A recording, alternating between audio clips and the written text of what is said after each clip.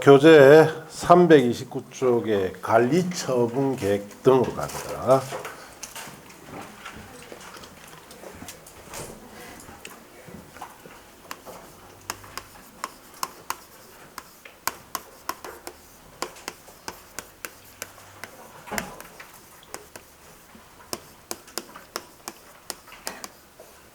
자, 이제 정비사업을 관리처분계획 방식으로 이제 기본 절차 끝나면 이 방식으로 이제 전환돼 들어가는데, 제일 먼저 해야 될 것이 분양 공고,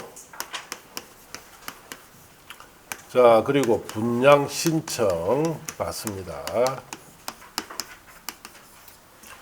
자 그다음 두 번째가 관리처분 계획. 계획을 수립을 해야 돼요. 그 다음 세 번째가 이 수립된 관리처분 계획에 대해서 인가고시를 받습니다. 그리고 네 번째, 자 관리처분 계획 인가고시 되면은 기존 건축물을 이제 철거합니다. 그리고 다섯 번째, 새 건물 짓기 위해서 착공을 하고 공사가 완료가 되면은 준공인가를 받고 공사 완료 고시를 하면은 자, 공사가 다 끝났어요. 자, 그리고 여섯 번째, 새 건물에 대한 소유권을 이전하고 고시하고, 그다음 일곱 번째, 등기할 건 등기하고 청산할 것은 청산합니다. 자, 이런 절차로 전개되는 것이 관리처분계획 방식인데, 이 절차를 거치는데도 뭐 기본적으로 한 10년 걸린다 생각하세요. 빨리 해도 7, 8년 걸립니다. 자, 그럼 먼저 우리가 알아야 될 것이 관리처분 계획의 뜻을 정확하게 알고 계셔야 돼요. 관리처분 계획이라는 것은 사업을 하기 전의 토지나 건축물의 감정 가격입니다. 거래시가 아니고 무슨 가격? 예, 감정 가격에 상응해서 여기에 맞춰서 이 뜻이에요. 사업으로 조성이 되는 건축물 일부와 그 건축물이 있는 대지 지분으로 자 바꿔주는, 자 교환해주는 계획을 뭐라 부른다? 관리처분계획이랍니다. 사업 전에 토지 건축물의 감정 가격이죠. 감정 가격. 여기에 상응 맞춰서 사업으로 조성되는 건축물 일부와 대지 지분이라는 것은 주로 아파트를 말하죠. 아파트로 바꿔주는 계획을 관리처분 계획이다, 이렇게 이야기를 합니다.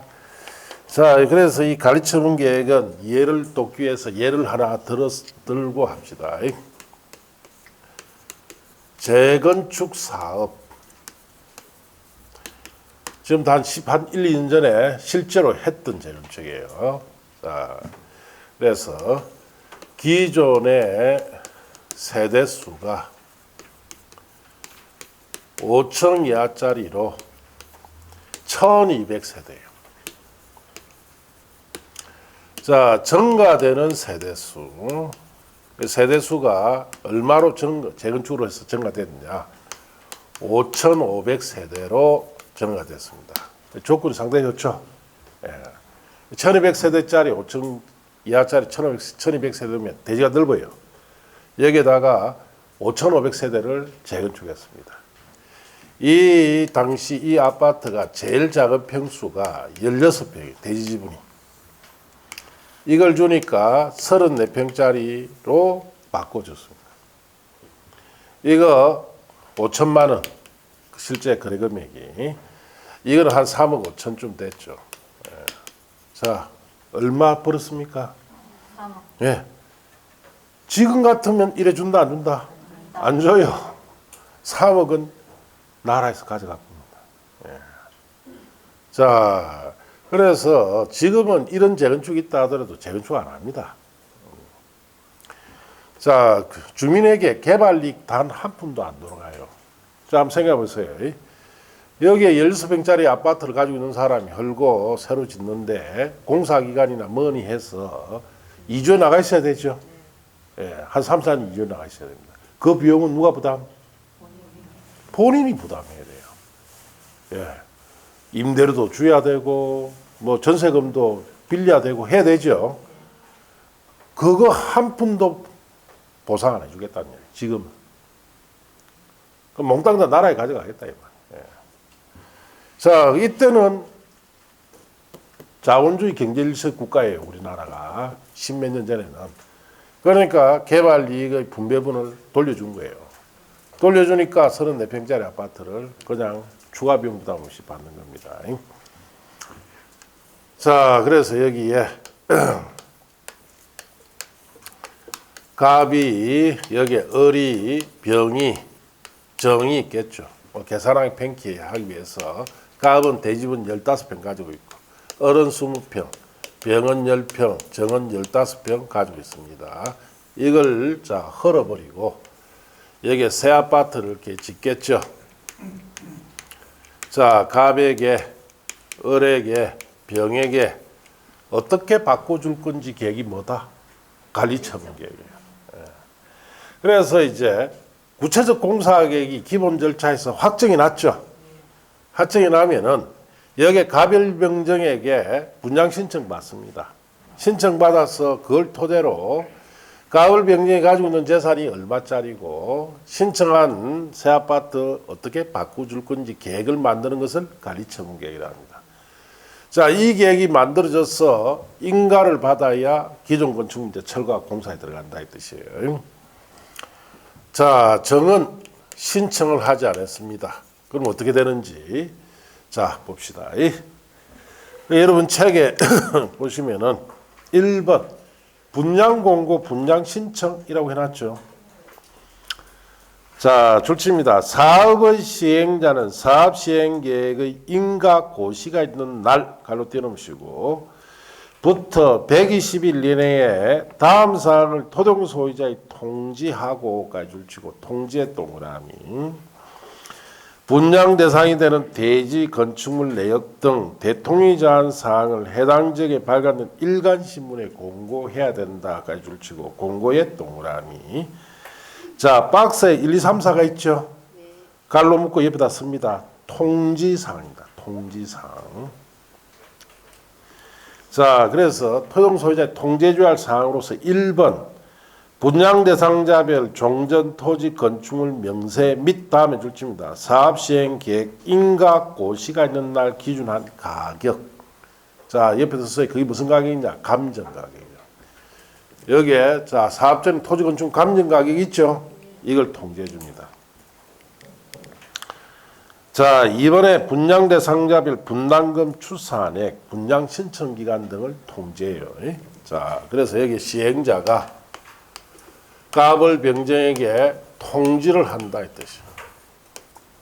그리고 자, 여기 새 아파트에 대한 분양 내역 등을 일간심에 공고를 합니다. 며칠 내 해라? 120일 내에 하게 돼요.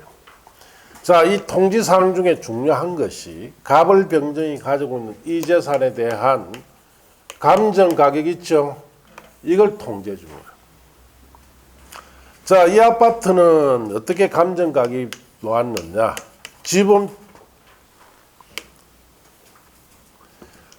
지분평에 감정 가격이 2천만 원 정도가 나왔어요. 자, 실제로.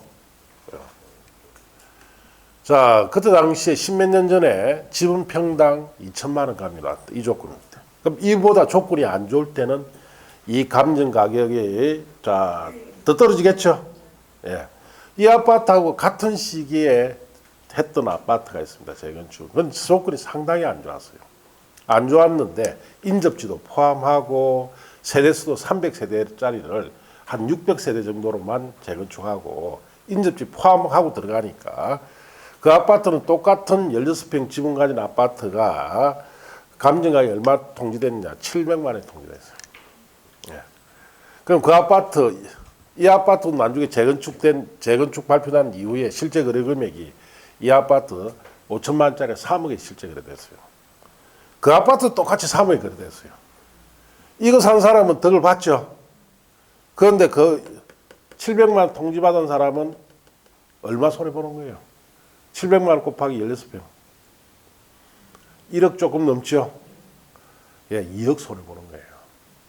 잘못하면.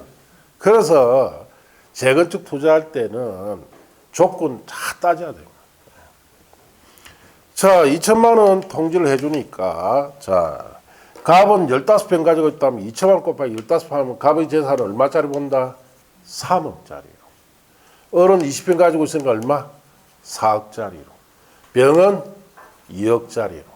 정은 3억짜리로 본다 이 뜻이에요. 자, 이렇게 네 재산이 이렇게 되니까 자, 이걸 감안해서 분양 신청해라는 뜻이에요. 예. 자, 그렇게 하시고 자, 그 밑에 분양 신청 기간과 산정 방법이라고 되어 있죠. 신청 방법. 좋습니다. 분양 신청 기간은 통지한 날부터 30일 이상 60일 내로 합니다. 다만 사업 시행자는 관리처분 계획 수립에 지장이 없다고 판단할 경우에는 분양 신청 기간을 20일 범위 연장할 수 있습니다. 자, 그래서 여기 통지받은 날부터 30일 이상 60일 이내에 자, 분양을 뭐 해라는 겁니까? 신청해라.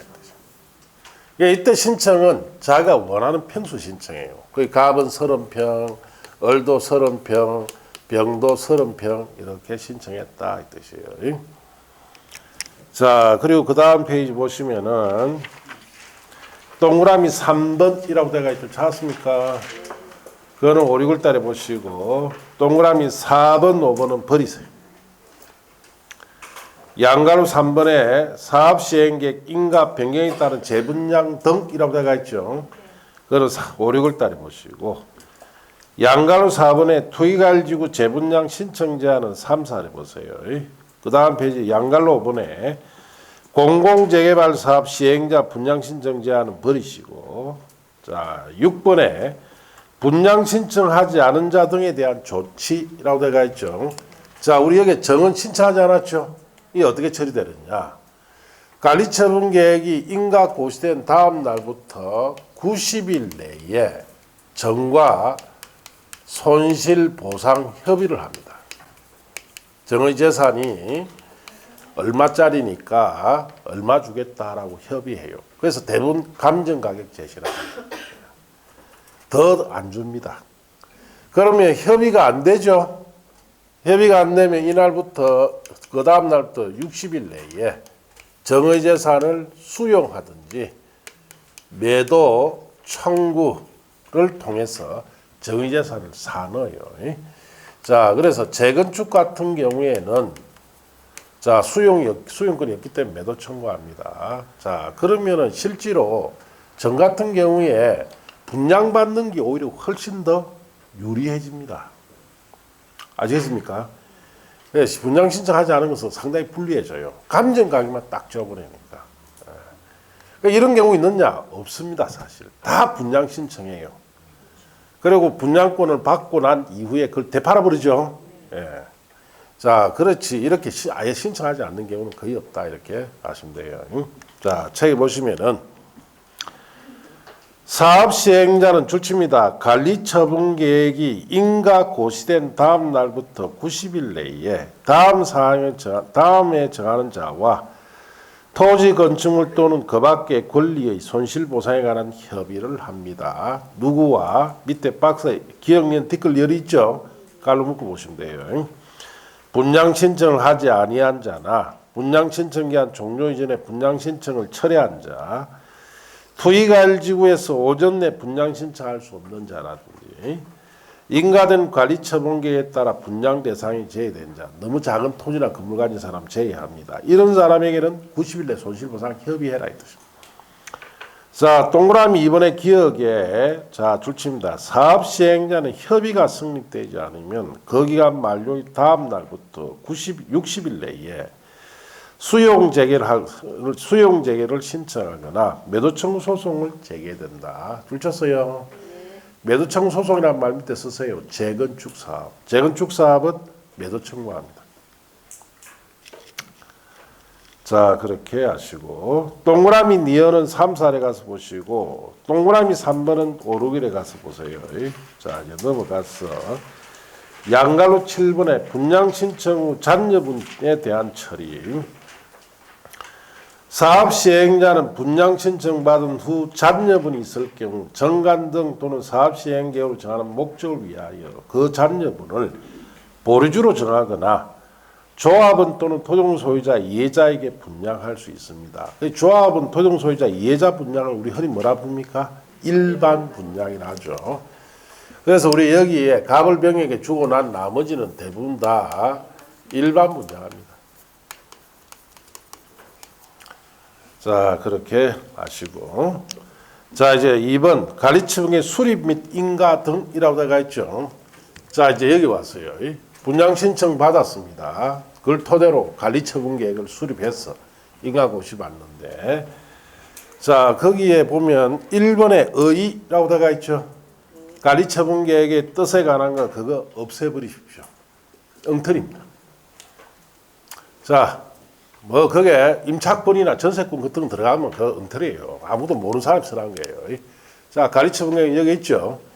사업전의 토지 건축물의 감정 가격에 맞춰서 사업으로 조성되는 건축물 일부와 대지분, 즉 아파트로 바꿔주는 계획을 뭐라 부른다? 관리처분 계획이에요. 이런 뜻으로 써야지. 그거 보면 뭐 임차권도 들어가 있고 뭔 소리 하는지 모르겠어 나도. 2번 내용으로 갑시다. 줄칩니다. 사업 시행자는 분양 신청 기한이 종료된 때에는 분양 신청 현황을 기초로 다음 사항이 포함이 된 관리처분 계획 수립하여 시장 구성의 인가를 받아야 하며까지 줄치고 관리처분 계획을 변경 중지 폐지할 경우도 같습니다. 자, 그럼 또 거기도 보니까 관리처분 계획 들어간 내용이 또 여러 개 있죠. 이것도 다 보는 게 아니에요. 자, 1번 분양 설계 밑줄 치시고, 자, 교환 기준. 자, 갑을 병정 재산이 얼마짜리고 갑이 분양 신청을 어떻게 했죠? 어떻게 바꿔줄 건지 그 설계가 분양 설계예요. 자, 그리고 거기에는 동수, 호수, 지정까지 다 들어가 있습니다. 그 설계 속에는. 자, 그렇게 하죠. 다음 3번에 줄칩니다. 분양 대상자별 분양 예정인 대지 건축물 추산 액. 그게 분양가입니다. 분양가. 자, 그래서 여기에 이때 당시 이 아파트 분양가가 실제로 그때 당시에 자, 평당 1천만 원이 분양가였어요. 십몇 년 전에. 그러면 갑은 3억짜리 신청했죠. 3억 들고 3억 신청했으니까 추가 부담이 있다 없다? 없고 어른 4억짜리 들고 3억짜리 신청했으니까 1억 작게 신청했죠. 저게 7번에 청산할 때 을에게 1억은 지급해 줍니다. 병은 2억짜리 들고 1억 많이 신청했죠. 그래서 병은 청산할 때 납부해야 돼요. 1억은. 이렇게 정해진다. 그 다음에 5번에 분양 대상자별 종전 토지 건축물 명세 및 다음에 줄칩니다. 사업 시행과 고시한 날 기준한 가격. 이 감정 가격이랬죠. 그래서 관리처분 계획에 들어간 내용에 딱 세 가지가 중요한 게 있는데 1번과 3번과 5번이다 이 뜻이에요. 자, 그렇게 하시면 돼요. 그에 큰 참고. 그 다음 페이지 가서 양가로 3번에 이 수립 기준, 관리처분 계획을 어떻게 수립할 거냐. 동그라미 1, 2, 3, 4 찾았습니까? 그럼 3, 4쯤에 보시고 동그라미 5번을 갑니다. 줄칩니다. 분양 설계에 관한 계획은 분양 신청 기간 만료된 날 기준으로 수립해야 됩니다. 자, 분양 설계는 언제 수립해라? 신청 기간 만료일 기준으로 수립해라 이 뜻이에요. 이 왜 만들어졌느냐? 선분양 때문입니다. 선분양. 1990년대 재개발 사건들 가보면은 자, 아파트 그때 다 지금 딱 20층 정도로 지어요. 그래서 여기는 1층부터 4층, 여기에 18층, 19층, 20층. 그러니까 우리 같은 사람은 자, 그날 언제 옛날에 90년대는 언제 추첨한다 해서 가 보면은 자, 자기 동수 호수 지정해야 되죠. 그 구슬 뽑기 합니다. 그러면 우리 같은 사람 다 하면 어디만 된다? 요만 돼요. 중간에 안 됩니다. 좋은 층은. 하늘 별 따도 안 돼. 왜 안 될까? 선분양 다 있다. 어떻게 선분양 하느냐? 자, 여기에 좋은 층에, 좋은 호수에, 자, 들어오려고 조합장이나 이사 만나죠? 그러면은 자기가 원하는 로얄층 좋은 데다, 그러면 한 400, 500 줘야 됩니다. 그때 당시에. 주면 구슬 하나 줘요. 자기가 원하는 호수, 구슬 있죠? 딱 줍니다. 그러면 뭐라냐? 그거 딱 손에 쥐고, 이따가 추첨하는 날 와가서, 그거 딱 손에 쥐고, 그 구슬 구름 있죠? 넣었다가 다시 빼라. 아셨습니까? 네. 그런데 아주머니들이 좀 서툴죠? 네. 넣었다가 나빠요, 그걸. 나가 엉뚱 거 뽑아올린 거라. 아, 이거 아니다 하고 그 자리에서 울고 난리납니다. 그러면 또 직원들이 또 데려가야 되죠, 딜로. 그래가지고, 또 챙겨줘야 된단 말이에요. 예. 그러니까, 그때 당시 조합장이나 이사 정도 하면은요, 돈을 얼마나 벌었냐. 이거 2000세대 아파트다. 자, 로얄층 한 500세대. 한 세대에 한 400씩 받습니다. 그러면 10개면 4천만 원. 100개면 4억. 그러니까 몇십억을 버는 거예요. 그 호수 지정하면서. 그러니까 너무 이게 심하니까 아예 날을 정해놨어요.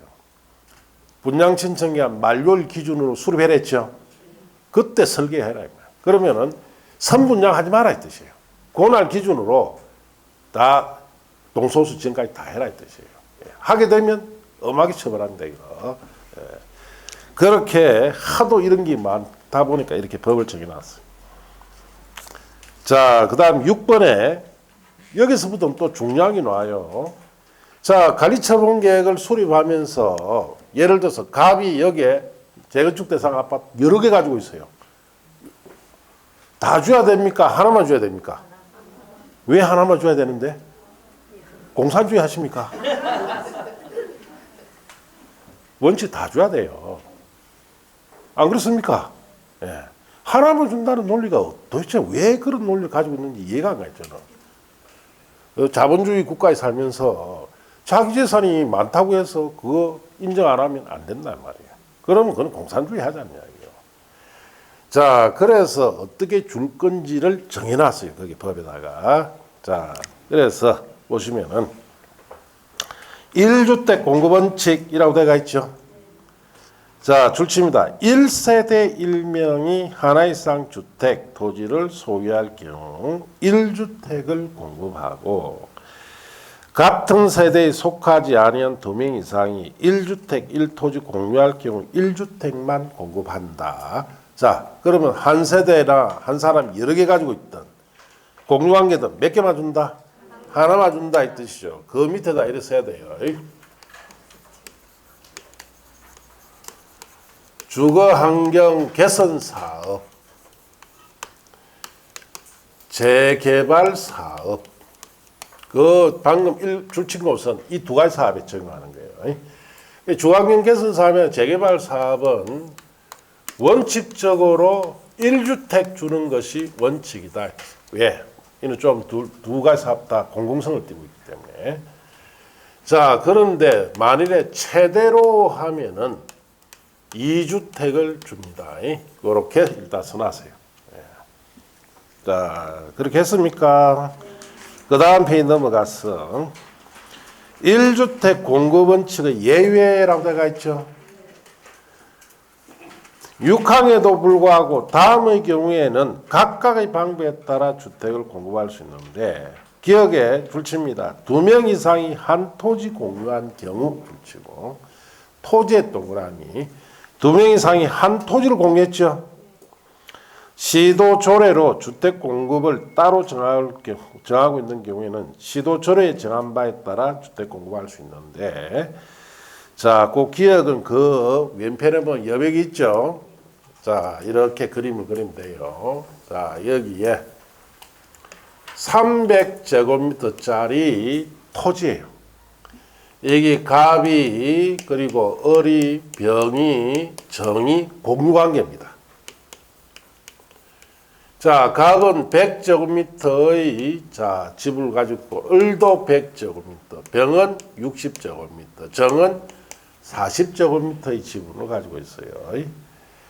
자, 그랬을 때, 자, 부산이나 울산 같은 경우는, 자, 울산강시 조례에 뭐래놨느냐. 60제곱미터 이상짜리 지분 가진 사람에게는 1주택을 줍니다. 그러면 갑, 을, 병 하나씩 받는다 이 말이죠. 아파트 하나씩 받아요. 네.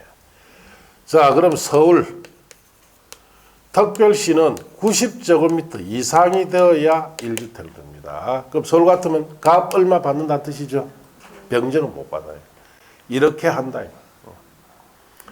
자, 그러면 여러분이 서울의 재개발 지역에 자, 투자를 해서 내가 대지 지분을 하나 사야 되겠다. 그러면 서울은 적어도 얼마 이상짜리를 90제곱미터 이상짜리 사야 아파트를 받을 수 있어요. 자, 여기 부산이나 울산은 얼마? 60제곱미터 이상짜리 사야 됩니다. 그렇게 주겠다 이 뜻이에요. 자, 그 다음에 동그라미 니은. 다음 어느 하나에 해당하는 토지등 소유자에게는 줄칩니다. 소유한 주택수만큼 공급할 수 있습니다. 어떻게 준다? 소유하고 있는 수만큼 다 주겠다 이 뜻이에요. 자, 그래서 A에 줄칩니다. 가밀업적 권역에 위치하지 않은 재건축 사업의 토지등 소유자. 자, 다만 다음에 투기가일주나 조정대상 지역의 경우에는 제외합니다. 그러면 투기가일주나 조정대상 지역이 아닐 때는 가밀업적 권역에 위치하지 않은 재건축이라는 것은 우리 수도권 외적에 사는 재건축이란 말이죠. 자, 이런 재건축에서 토지등 소유자는 소유한 만큼 다 받습니다. 그럼 울산에서는 소유한 만큼 어떻습니까? 다 받을 수 있어요, 재건축이. 그래서 전국적으로 재건축 사업을 통해서 가장 많이 아파트를 받은 분이 부산에서 한 사람 나왔어요. 그래서 부산에서 그 아주머니인데 아주머니는 아파트 한 동을 받습니다. 한 세대를 받은 게 아니고 한 동을, 한 건물 하나를 받아요. 그 아주머니는 채소, 그 도매시장에 채소 파는 아주머니인데 돈만 생길 때마다 재건축 대상 아파트, 그 아파트를 사 모았어요. 몇 채 모았냐? 40채를 모았어요. 그래서 34평짜리 아파트 20층짜리 2개씩 들어간 거 있죠? 한 동을 줬습니다. 자, 만약 이게 서울이라면 그래 줍니까? 안 줘요. 지방이니까 그렇게 준다. 자, 그 다음에 내려가서, 자, B에 줄칩니다. 근로자 숙소, 기숙사 용도로 주택을 소유하고 있는 토지등 소유자. C에 국가, 지자체, 토지주택공사 등. 자, 거기에 B와 C 있죠? 깔로 묶고 옆에 씁니다. 이는 무조건입니다. 무조건 다 줘야 돼. B, C에 해당될 때는 뭐 조정대상 지역이든 투기가일주든 관계없이 무조건 다 줘야 돼. 자, 그렇게 했습니까? 자, D것에 줄칩니다. 가격의 범위, 종전주택의 주전적 면적 범위에서 2주택을 공급할 수 있고 이 중 1주택은 주전적 면적 60 평 이하로 한다. 그렇게 줄쳤어요. 자, 우리 여기 재개발 사업이다 생각하시고 재개발지에 가보니까 땅은 넓은데 대지는 넓은데 여기 조만한 주택 90제곱미터짜리 주택이 있고 가격이 한 15억 된다. 그럼 이 가격 범위 안에서 자, 하나는 10억짜리, 하나는 자 5억짜리 이렇게 받을 수도 있다 이 뜻이에요. 그 다음에 자, 땅은 쪼매난데 여기 전용 면적이 자 150제곱미터짜리입니다. 이거 4억짜리인데 전용 면적 범위 안에서 하나는 85제곱미터 이하짜리, 하나는 60제곱미터 이하짜리 이렇게 받을 수도 있다 이 뜻이에요. 85제곱미터가 34평짜리죠. 이게 24평짜리고. 자, 150제곱미터니까 둘 다 145밖에 안 되죠.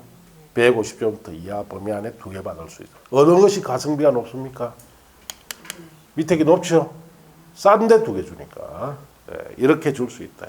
그래서 주거환경 개선 사업이나 재개발 사업은 원칙적으로 하나 주면 지만 이 규정 때문에 최대로 몇 개? 두 개 줍니다. 자, 그 다음에 리얼 봅시다. 줄칩니다. 가밀억제 권역에 위치한 재건축 사업의 경우에는 토종 소유자 소유한 주택수 범위에서 3주택까지 공부할 수 있다. 자, 가밀억제 권역에 위치한 재건축은 수도권 재건축이죠. 수도권 재건축에서는 몇 개까지 준다? 3개까지. 그러니까 지금 현재 이제 수도권 재건축이 이제 엄청나게 지금 활성화되는데, 자, 여러분 수도권에 분당이라고 들어봤죠? 분당시, 일산시. 분당이나 일산이 자 신도시 조성이 된 지가 벌써 이제 30년 훌쩍 넘었습니다. 거기 아파트들이 다 30년 넘었죠. 그 지금 재건축해야 돼요, 그게. 그 재건축 추진하려니까 지금 큰 게 있죠. 공공재건축. 한다 못 한다? 못 하니까 정부, 지금 현재 정부에서는 특별법을 만들어서 분당 일산 재건축을 추진하려고 지금 시키고 있습니다. 그래서 공공재건축을 적용하지 않고, 자, 용적률도 최대한 많이 주어서 분당 신도시, 일산 신도시 아마 재건축을 내년에 추진하지 않겠느냐 이렇게 봅니다. 거기 되면은 또 전국적으로 공공재건축을 배제시켜 버리니까 아무래도 좀 활성화가 되지 않겠느냐 이래 봐요. 그래서 거기에는 지금 재건축하면 몇 층짜리 짓는다. 지금 거기 아파트 20층입니다. 최고 고층이. 20층짜리로 해놨는데 60층짜리로 짓는답니다. 예. 용적률 어마어마하게 많이 줘 60층짜리 올린다. 예. 자, 그러면은 거기에 있는 아파트 가지고 있는 사람은 자, 공공재건축만 적용만 안 되면 또 어떻습니까? 20층짜리에서 60층이니까 세대수 3배수 이상 늘죠. 좀 덕을 볼 거예요. 예. 지금 그렇게 할 겁니다. 그러면은 이제 여기 부산 경남에서 신도시 해운대 신도시도 이제 40년이 넘었죠. 저도 곧 뭐 한다? 해운대 신도 전체 재건축. 저도 40년 정도 됐으니까. 그럼 저게도 이제 만약 특별법 적용시켜 재건축하면은 뭐 저게도 투자할 만한 가치가 되지 않느냐 그걸 봅니다. 저도 몇 층 짓는다? 60층짜리. 그 옆에 뭐 100층짜리도 있는데 그 정도 안 올라가겠습니까? 자, 그렇게 아시고. 자, 이제 내려가서 양갈로 사업의 재산평가 방법 등은 5, 6월 달에 보세요. 옆 페이지 5번에 주택 등 건축물 분양받을 권리 산정 기준이라 되어 있죠. 그건 3, 4를 봅니다. 그 다음 페이지 양갈로 6번에 공람 인가 절차 등은 자 3, 4에 가서 보시고, 자 양갈로 7번에 내려가서 관리처분계획에 따른 처분 등에 가서 1번 기억 보세요. 정비사업 시행으로 조성된 대지 건축물은 관리처분계획에 따라 처분 관리해야 되고, 이연의 사업 시행자는 정비사업 시행으로 건설된 건축물을 인가받은 관리처분계획에 따라 토종 소유자에게 공급합니다. 그래서 우리가 이렇게 관리처분계획 수립해서 인가받았죠. 그럼 여기 갑에게, 을에게, 병에게 30평 주기로 관리처분계획 정해놨죠. 그럼 관리편 정한 대로 아파트를 공급해 주라 이 뜻이에요. 자, 이제 넘어가시고 그 다음 페이지 동그라미 3번은 5, 6월 달에 보시고, 동그라미 2번은 5, 6월 달, 3번 임대주택 인수는 3, 4를 보세요. 자, 그 다음에 동그라미 4번, 5번은 다 5, 6월 달에 보시고, 동그라미 6번 지불형 주택 등의 공급은 3, 4를 가서 봅니다. 자, 이제 옆 페이지가 3번에 관리처분계 인가 고시효과, 임차권 등 권리 조정이 있어 관리처분 인가 고시가 되면 어떤 효과가 있는지. 종전 토지 건축물 소유자, 지상권자, 전세권자, 임차권자 등 권리자는 줄칩니다. 관리처분 계획의 인가 고시 있는 때에는 이전의 고시 있는 날까지 종전 토지 건축물 사용하나 수익할 수가 없다. 자, 관리처분 계획 인가 고시되면 기존 건축물 철거해야 되죠. 사용 수익 못하게 하라는 것은 가벌 변경을 이주시키라는 뜻이에요. 예. 자, 다만 보시면은 다음 어느 하나에 해당할 경우에는 그러하지 않다. 사용 수익할 수가 있어요. 1번에 줄칩니다. 사업 시행자 동의받았을 때는 계속 사용 수익해도 되고 2번에 공익사업을 위한 토종치등 보상에 관한 법률에 따른 줄칩니다. 손실보상이 완료되지 않을 때에는 완료될 때까지는 계속 사용 수익해야 되죠. 양갈로 이번에 지상권 등 계약 예제는 3사례 가서 보시고 자 이제 그 다음 페이지 가면 4번에 기존 건축물 철거 우리 여기에 이제 네 번째 단계 왔죠. 자 건축물 철거를 합니다. 자 1번에 철거 시기 줄칩니다. 사업 시행자는 관리처분 계획 인가받은 후 기존 건축물을 철거해야 됩니다. 그 인가받은 후에 철거를 하는데 보통 인가받고 인가 받으면 그 다음 날에 공시가 나요. 공고가 납니다. 이주기간 6개월입니다. 라고. 아시겠습니까? 그러면은 인가 된 날 다음 날에부터 6개월 안에 전부 다 뭐 해야 돼요? 이주에 가야 돼요. 그리고 나는데 철거시킵니다. 그럼 이와 같은 재건축 사업의 조건 좋은 재건축은 다 2달이면 다 이주하고 없어요. 빨리 해서 빨리 이 아파트 만들어 달라는 거죠. 그럼 조건 안 좋은 거는 안 나갑니다. 질질 꺼버려요. 예. 자 그렇게 아시고 양갈로 이번에 철거 시기 조정 사업 시행자는 다음 어느 하나에 해당할 경우에 줄칩니다. 기존 건축물의 자 소유자 동의 및 시장 구청의 허가를 받아 해당 건축물을 철거할 수 있다. 줄쳤어요. 미리 철거하는 겁니다. 이거는 자 관리처분 인가 받기 이전에 미리 철거를 해야 되는 겁니다. 왜 미리 철거해야 되느냐? 박사는 1번에 재난안전관리기본법, 주택법, 건축법 등 관계법령에 정하는 줄칩니다. 기존 건축물이 붕괴 등 안전사고 우려가 있다. 빨리 철거해야 되겠죠. 2번 줄칩니다. 폐공간 밀집으로 번비 발생 우려가 있다. 자 폐공간은 빈집이죠. 빈집이 많이 모였으면 번지 발생 우려가 있기 때문에 빨리 철거할 수 있습니다. 3번에 철거 시기 제한은 5, 6월달에 보시고 5번 시공 보정에 관한 거 그 다음 페이지 창구까지 다 5, 6월달에 보세요. 자 이제 공사 완료에 따른 조치 등을 합니다. 자 여기에 보시면 이제 5번에 왔어요. 착공해서 공사 완료되면 준공인가 받고 고시를 해줘야 되죠.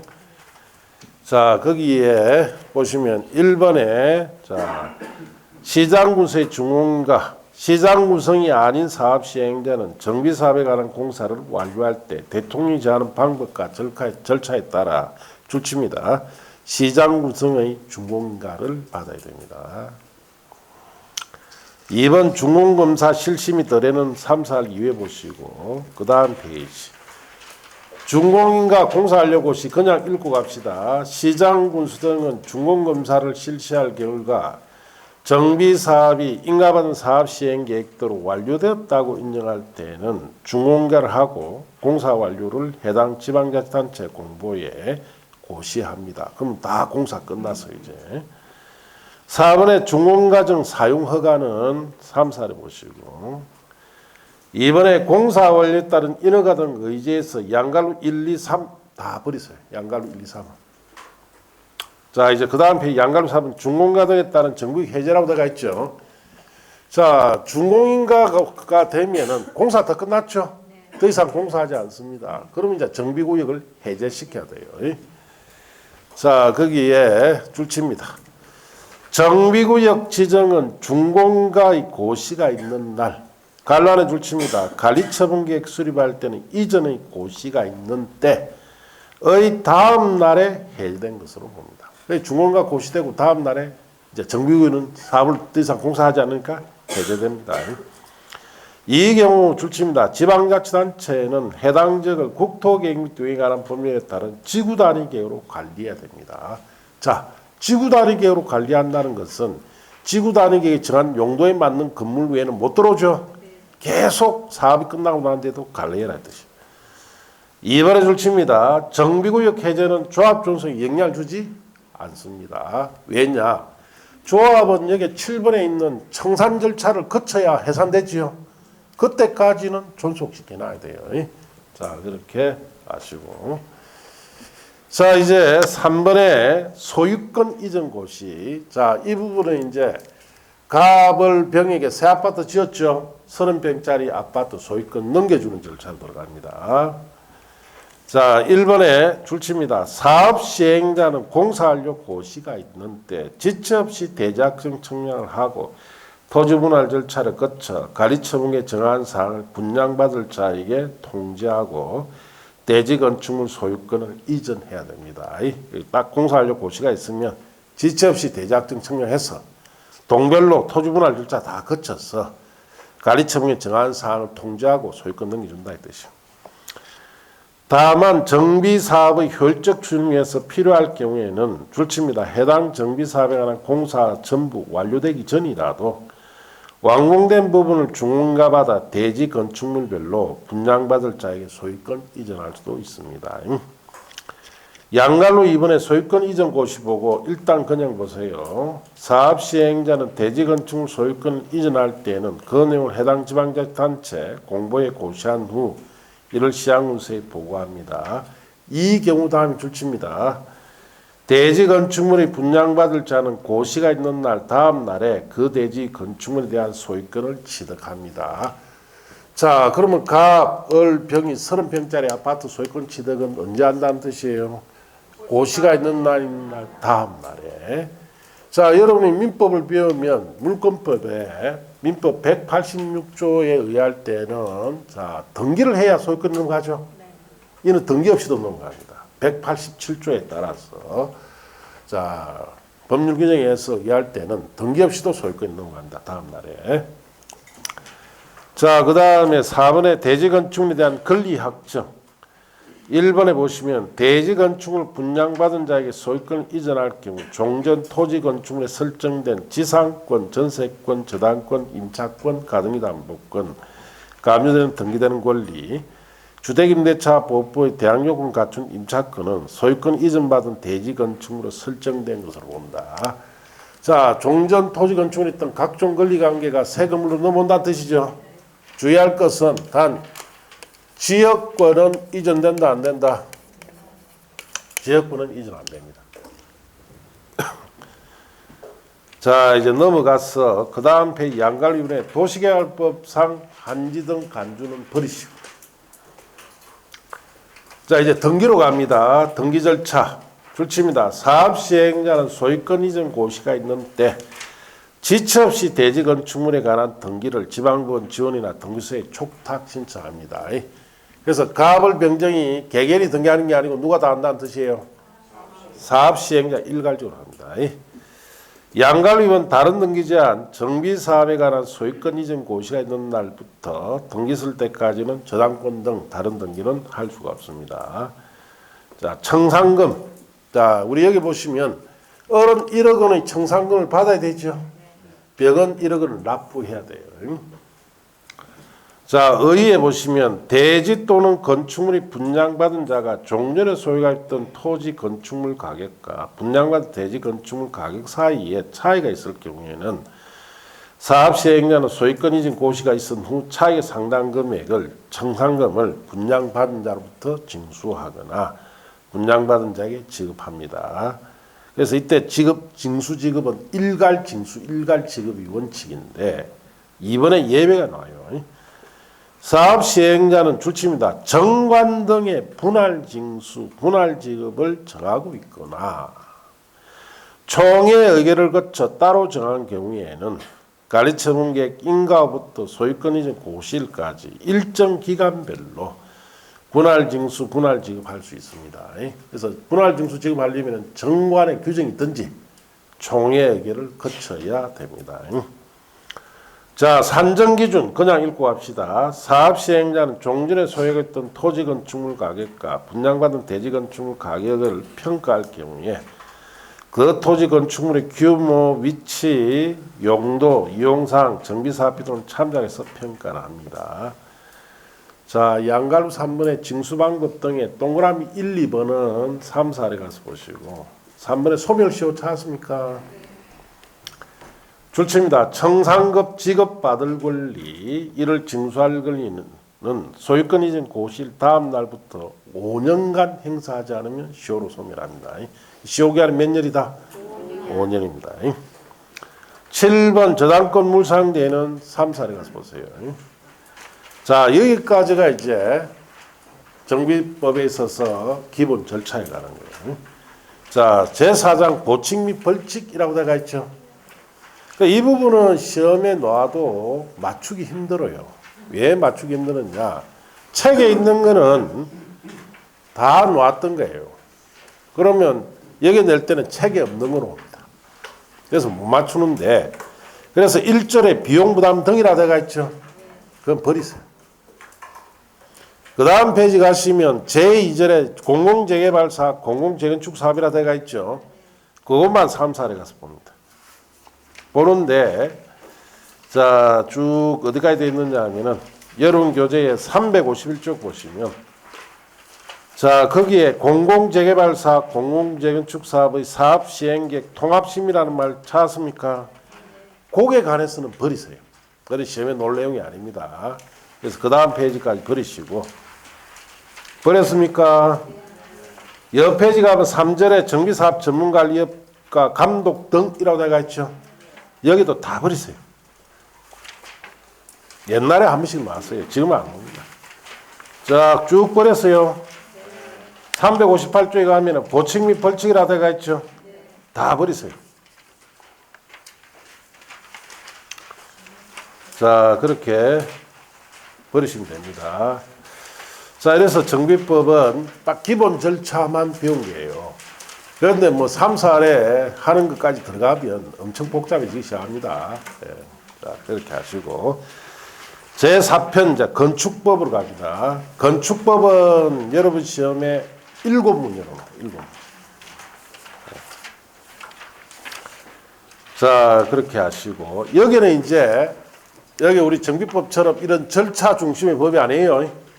개별 기준입니다. 건축을 하는 데 있어서 개별 기준을 배우는데 이걸 어떻게 잘 적용하는지를 이해를 잘해야 돼요. 자, 그렇게 하시고. 교재 370쪽이나 371쪽에 있는 내용은 안 보셔도 됩니다. 알겠습니까? 잠시 쉬었다가 372쪽부터 하도록 합니다.